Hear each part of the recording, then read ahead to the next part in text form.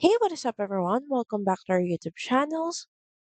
Hey, what is up, everyone? Welcome back to our YouTube channel. So, for today's video, I'm going to teach you how to check the MOT of a car in UK. So, first, you may want to head over to gov.uk, and in the search bar, we're just going to search for MOT, then press enter.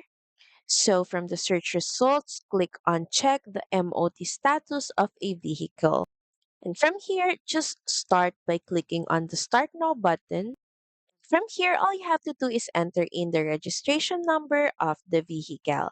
Then proceed by clicking on the Continue button.